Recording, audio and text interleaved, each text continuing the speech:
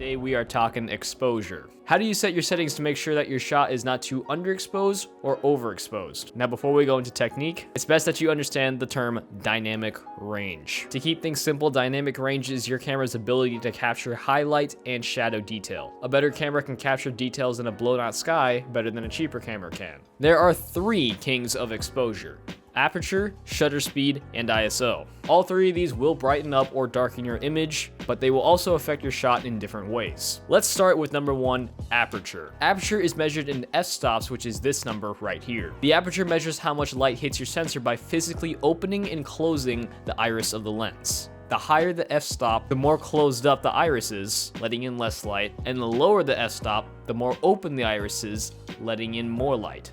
At the same time, the aperture will determine how shallow of a depth of field you get, or how blurry the background is. The lower the aperture, the more blurry the background, and the higher the aperture, the less blurry the background. Your lens will determine how low of an aperture that you can get. Cheaper lenses can generally go down to about an f-stop of 4.0, whereas more expensive lenses can go down to f1.4. Typically, I shoot in low apertures because I want that shallow depth of field, but I will occasionally shoot in higher apertures whenever the environment is really bright, like on a sunny day, and I will also do this if I want the starburst effect on blown out lights. Number two, let's focus on shutter speed, which is this number right here. Shutter speed is measured in fractions of a second. For example, 1/48th of a second, 1/1000th of a second, etc. The higher your shutter speed, the darker your image, and the lower the shutter speed, the brighter the image. Shutter speeds also affect your motion blur. The lower shutter speed, the more motion blur, and the higher the shutter speed, the less motion blur. And number three, let's take a look at ISO,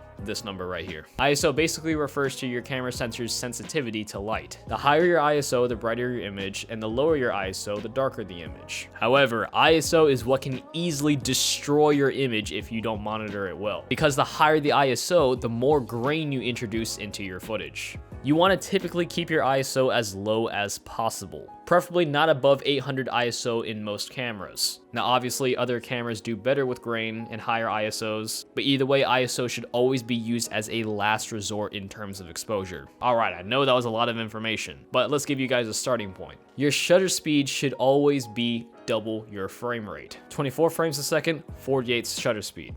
60 frames a second, 1/20th shutter speed, and then adjust your ISO accordingly. Shutter speeds on standard DSLR cameras tend to not go into really specific numbers, so just use the shutter speed that is closest to your desired number. Now let's take a look at one of the most important tools, the histogram. This tool is used to help you read your exposure in any situation. The histogram is divided up into three imaginary parts, the very far left being the shadows, or the darkest parts, the middle section being the midtones, and the very far right is your highlights, or your bright parts. You want to try to keep all this white information evenly spread out across the chart or in the middle. Too far left is underexposed and too far right is overexposed. Now more advanced cameras may use waveforms instead.